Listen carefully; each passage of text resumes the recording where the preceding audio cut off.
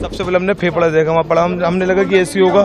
फिर हमने सर को यहाँ पे एसएचओ को बताया हमने कि यहाँ पे सर ये गोश्त पड़ा हुआ है।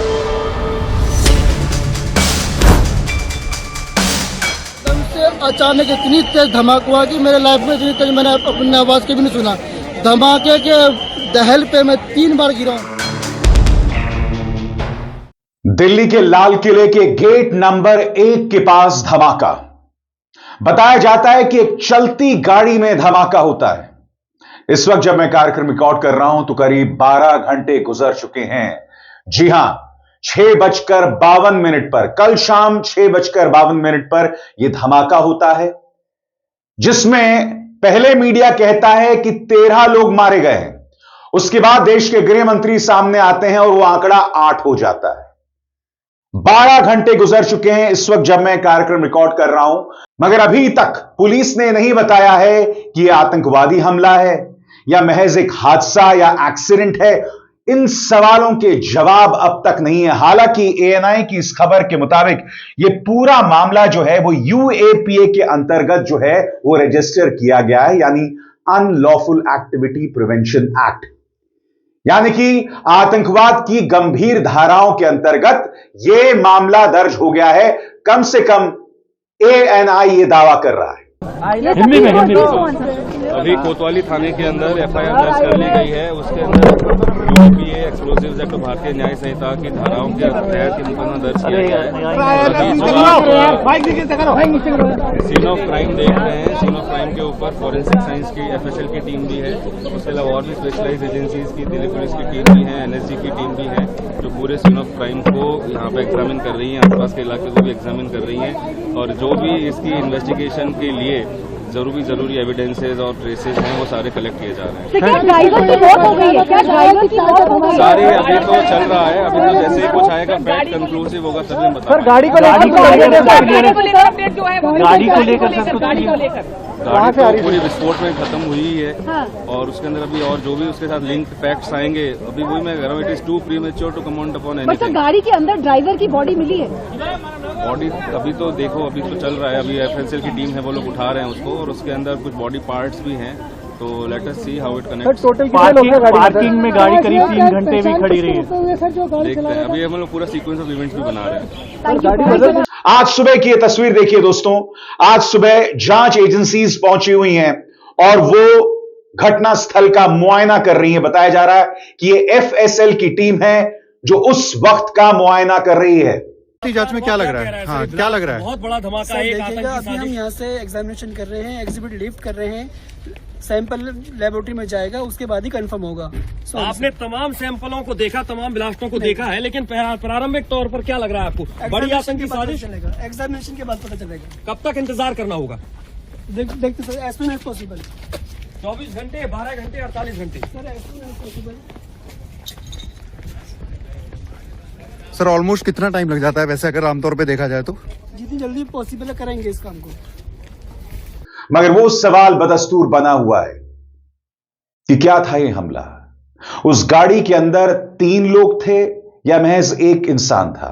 मैं आपको बतलाना चाहता हूं दोस्तों, एएनआई जो खबर दे रहा है आपके स्क्रीन पर, वो ये कह रहे हैं कि दिल्ली पुलिस के सूत्रों के मुताबिक दिल्ली पुलिस को सीसीटीवी फुटेज मिला है। इसमें कहा गया है कि जो संदिग्ध है उसकी गाड़ी पार्किंग एरिया में एंटर कर रही है और पार्किंग एरिया से बाहर आ रही है। फुटेज से पता चल रहा है कि जो संदिग्ध है उस वक्त अकेला था। इस वक्त जांचकर्ता उनके पूरे रास्ता, जो दरियागंज में उन्होंने पूरा रास्ता लिया था, उसका मुआयना कर रहे हैं। कम से कम 100 सीसीटीवी क्लिप्स उसकी जांच की जा रही है। यहां तक कि टोल प्लाजा उसकी भी जांच की जा रही है, जिसके जरिए पता चलेगा कि हुआ क्या था। जब यह धमाका हुआ था दोस्तों, उस वक्त का जो मंजर था वो क्लिप भी सामने आया है, जो कई पत्रकारों ने अपने सोशल मीडिया हैंडल्स पर पोस्ट किया है। मैं इसकी स्वतंत्र तौर पर पुष्टि नहीं कर सकता हूं, मगर वो लम्हा, इसमें आप देखिएगा एक शख्स किसी का इंटरव्यू कर रहा है, उसके बाद धमाका होता है। हम जानबूझकर इसे ब्लैक एंड व्हाइट दिखा रहे हैं दोस्तों, क्योंकि ये तस्वीरें आपको विचलित कर सकती हैं। उस लम्हे को देखिए, क्या हुआ था, और फिर मैं उसकी चर्चा करता हूं।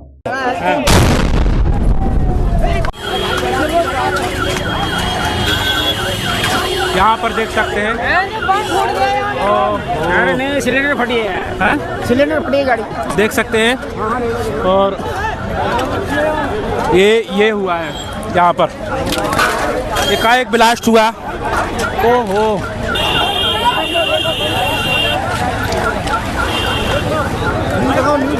अरे भैया देख सकते हैं। हाँ,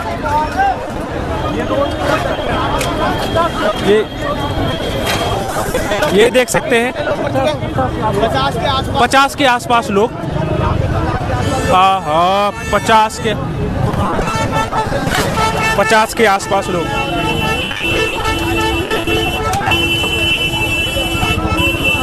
ओए ओए,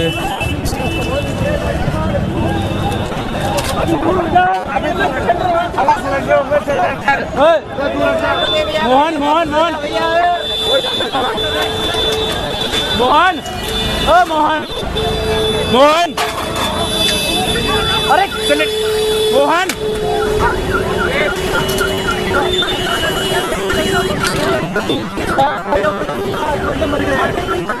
कितना लीजिए भैया, 12-13 गाड़ियाँ यहाँ पे लगी हुई हैं। ब्लास्ट हुआ है इसमें, आईडी ब्लास्ट है या फिर वो होगा। इस तस्वीर को देखने के बाद आप बहुत ज्यादा किसी निष्कर्ष पर नहीं पहुंच सकते, मगर हां, उसमें एक शख्स जो ये वीडियो ले रहा है वो कह रहा है कि सिलेंडर धमाका था या सीएनजी धमाका था, इस तरह की बातें की जा रही हैं। मगर जैसे मैंने कहा, एफएसएल की टीम आज सुबह घटनास्थल का मुआयना कर रही है। यूएपीए के अंतर्गत यह मामला दर्ज किया गया है। ये सब इशारा जरूर कर रही हैं, मगर कोई भी कहने की कोई हिम्मत नहीं कर रहा है। जहां तक मीडिया की बात है, 2014 से पहले जब ऐसे धमाके होते थे तो सरकार को कटघरे में रखा जाता था। आज ऐसा कुछ नहीं हो रहा है। सबसे बड़ी बात आप सब जानते हैं कि फरीदाबाद में 2900 किलोग्राम अमोनियम नाइट्रेट मिला। मीडिया और पुलिस इसे आतंकवादी हरकत बता रही है, इसे व्हाइट कॉलर टेरर बता रही है, क्योंकि इसमें मुजम्मिल नाम का एक डॉक्टर जो है वो पाया गया है। क्या यह सवाल नहीं पूछा जाना चाहिए कि वो जो फरीदाबाद में 2900 किलोग्राम अमोनियम नाइट्रेट मिला, कहीं उसका लिंक तो नहीं है वो जो धमाका हुआ उसमें? जिस गाड़ी में धमाका हुआ है उसका नंबर HR है, यानी हरियाणा का है। बताया यह भी जा रहा है कि यह गाड़ी किसी सलमान की थी, मगर फिर उस सलमान ने किसी देवेंद्र को बेच दी। यह भी खबरें आ रही हैं, और ये जो तमाम जानकारियां मैं आप तक पहुंचा रहा हूं, यह महज मीडिया के हवाले से पहुंचा रहा हूं, जो खबरें इस वक्त सामने हैं। तो ये तमाम बातें की जा रही हैं, यानी कि जिस गाड़ी में धमाका हुआ उसका नंबर HR था, यानी हरियाणा का नंबर। जहां पर 2900 किलोग्राम अमोनियम नाइट्रेट मिला वो फरीदाबाद था। तो क्या इनमें आपस में कोई लिंक है? मैं आपको एक और वीडियो दिखाना चाहता हूं जो मीडिया के गैर जिम्मेदाराना एटीट्यूड को दिखाती है। आप देखिए दोस्तों, ये एनडीटीवी का फुटेज है। यहां पर जो पत्रकार हैं वो कार के परखच्चे हाथ में उठा लाए हैं। सही सुना आपने, कार के परखच्चे वो लोग हाथ में उठा लाए हैं और उस पर खबर कर रहे हैं।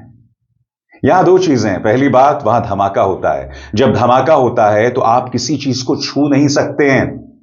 यहां पर एनडीटीवी के पत्रकार कार के परखच्चे उठा लाए हैं घटनास्थल से और वो अपने दर्शकों को दिखा रहे हैं। इसे छूने का अधिकार आपको दिया किसने?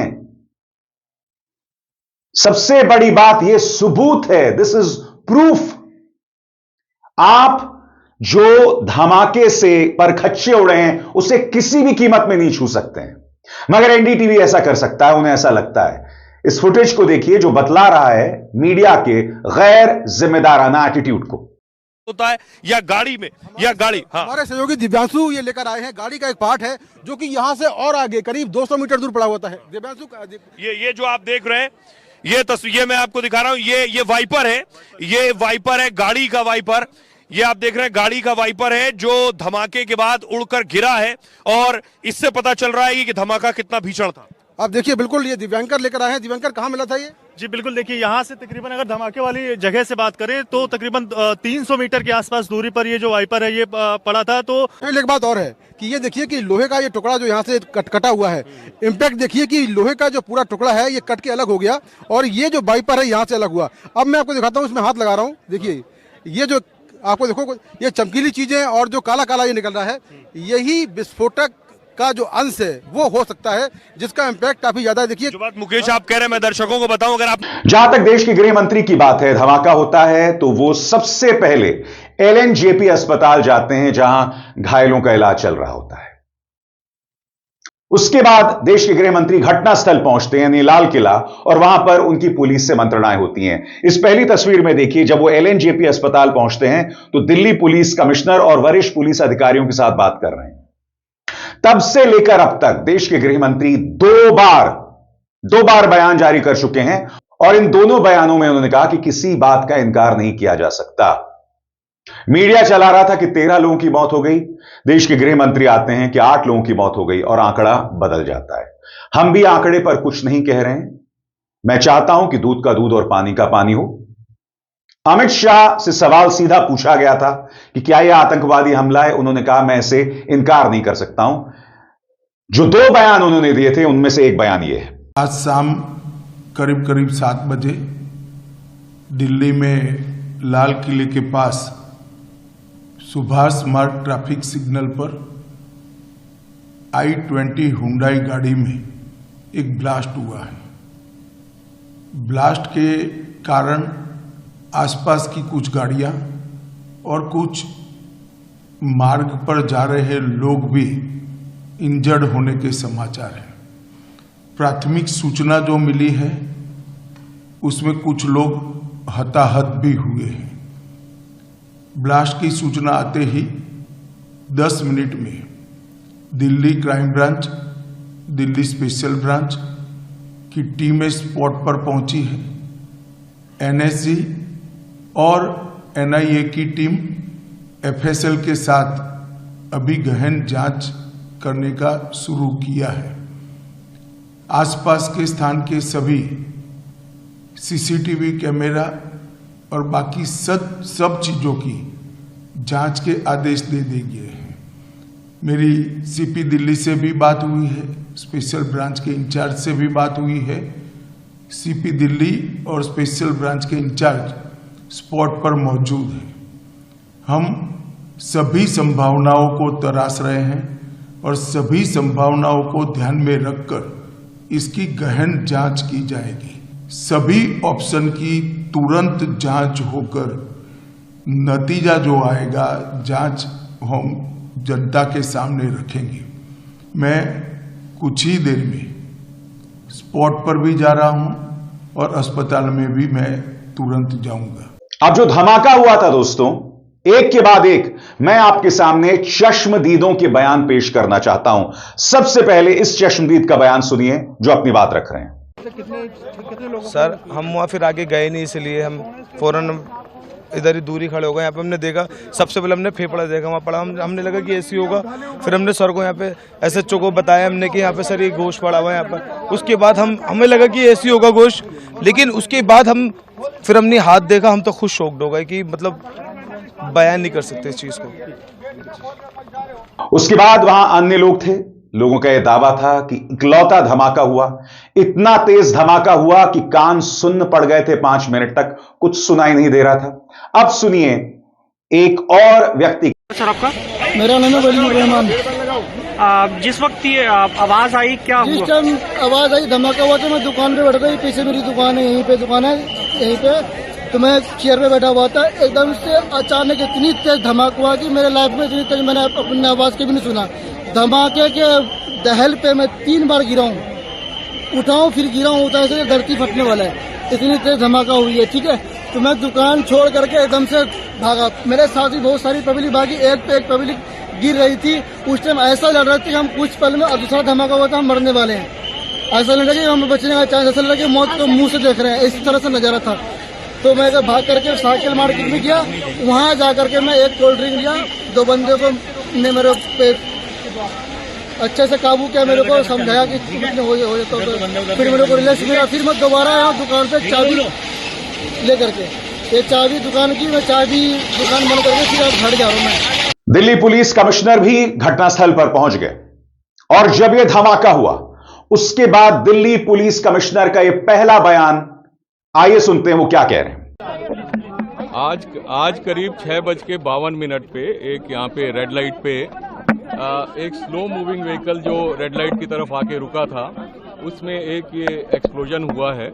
उस वक्त गाड़ी के अंदर जो पैसेंजर्स उसके अंदर ही थे और इस एक्सप्लोजन से जो है आसपास की गाड़ियों में भी क्षति हुई। जैसे ही इसकी खबर मिली, हम सारी एजेंसीज जो है Delhi police, FSL, NIA, NSG, उनकी टीम्स यहाँ पे आ चुकी हैं और हालात का जायजा भी ले रही है। हर तरीके से इस जो है एक्सप्लोजन के बारे में जांच की जा रही है और जल्दी ही इसका आकलन करके इसका जो भी रिजल्ट निकलेगा वो आपको बताया जाएगा।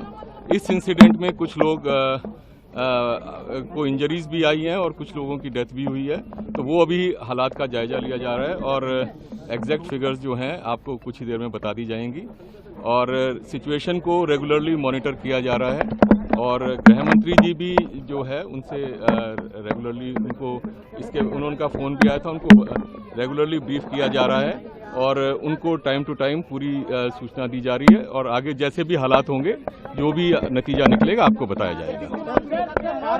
अभी इसको आकलन किया जा रहा है। जाहिर सी बात है दोस्तों, इस धमाके के बाद इसकी चर्चा सब जगह हो रही है। ममता बनर्जी, अरविंद केजरीवाल, मल्लिकार्जुन खड़गे, सभी नेताओं ने अपना बयान दिया। आपके स्क्रीन पर राहुल गांधी का बयान, वो कहते हैं दिल्ली के लाल किला मेट्रो स्टेशन के पास हुए कार विस्फोट की खबर बेहद दर्दनाक और चिंताजनक है। इस दुखद हादसे में कई निर्दोष लोगों की मृत्यु का समाचार अत्यंत दुखद है। इस दुख की घड़ी में अपने प्रियजनों को खोने वाले शोक संतप्त परिवारों के साथ खड़ा हूं और उनको अपनी गहरी संवेदनाएं व्यक्त करता हूं। सभी घायलों के जल्द से जल्द स्वस्थ होने की आशा जो है मैं जतला रहा हूं। इसके अलावा प्रधानमंत्री नरेंद्र मोदी ने भी बयान दिया है। उनका बयान आपके स्क्रीन पर, वो यहां पर गहरा शोक जतला रहे हैं उन लोगों के साथ जिनकी जान चली गई और उन्होंने कहा कि वो लगातार देश के गृह मंत्री अमित शाह के साथ संपर्क में। इस बयान में उन्होंने इस बात का जिक्र किया है। मगर मैं फिर आपसे पूछना चाहता हूं, अमोनियम नाइट्रेट मिलता है 2900 किलोग्राम। इतनी बड़ी मात्रा में यह अमोनियम नाइट्रेट फरीदाबाद पहुंचा कैसे? क्या इसका लिंक उस गाड़ी के साथ है जिसका नंबर HR है, यानी कि एक हरियाणा का नंबर? सलमान जिसके नाम पर वो गाड़ी थी, उसने कहा कि मैंने किसी देवेंद्र को बेच दिया। बहरहाल वो जो अमोनियम नाइट्रेट मिला था उसको लेकर कुछ सवालात हैं जो मैं आपके सामने रखना चाहता हूं आपकी स्क्रीन पर।